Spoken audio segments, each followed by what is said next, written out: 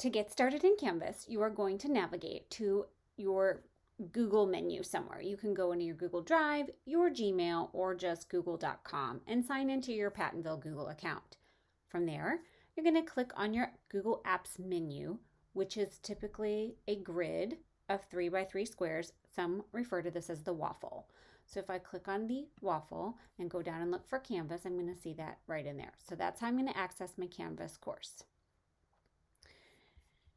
You can also just type into your URL bar here, pattonville.instructure.com, and it will also take you to your Pattonville Canvas course.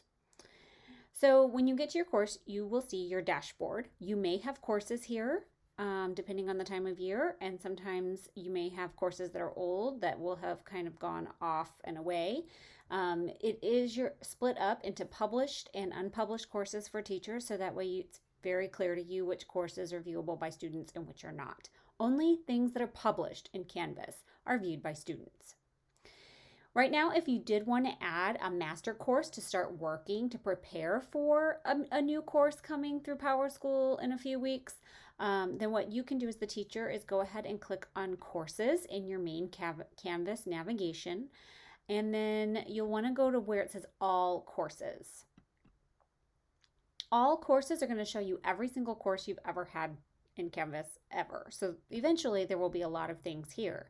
It's possible for you to customize your dashboard by clicking a star next to the course name in all courses. That will be anything that you star will be the only thing on your dashboard if you do that.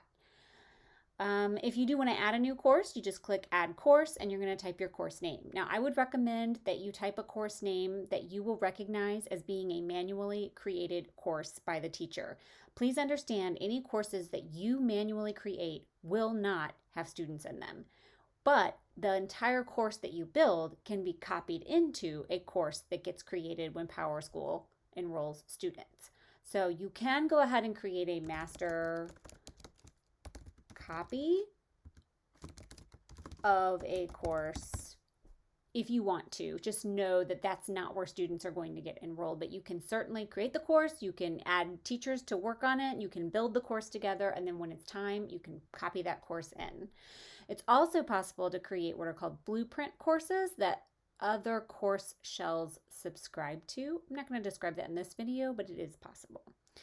You'll just go ahead and click create course. Now, if you are a counselor or have a role in the building where you're not going to have students enrolled because there isn't a PowerSchool course, but you do want to create a course any student could access, then you can actually click to make the course publicly visible. So that's possible as well, and you can always change those settings later.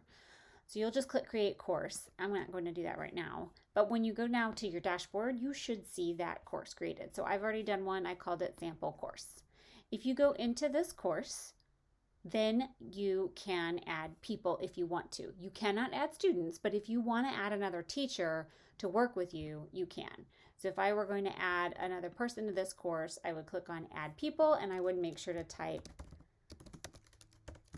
their email address. So please make sure you've got that email address correct. Not every teacher is their first initial and last name. Most people are. If you're unsure, just go to your Gmail and compose an email message and look to see what their email is, and you copy and paste it in. So you can add other teachers, and you want to make sure you give them the proper role. So if you guys are just designing a course together, you could just make them a course designer.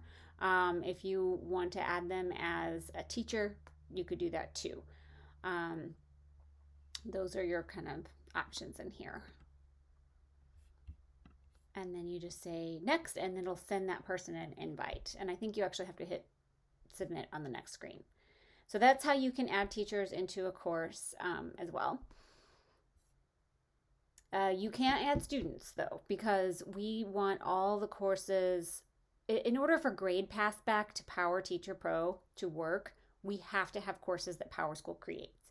So whenever schedules get completed, those courses will show up on your dashboard, and you can always copy over from master courses if you need to.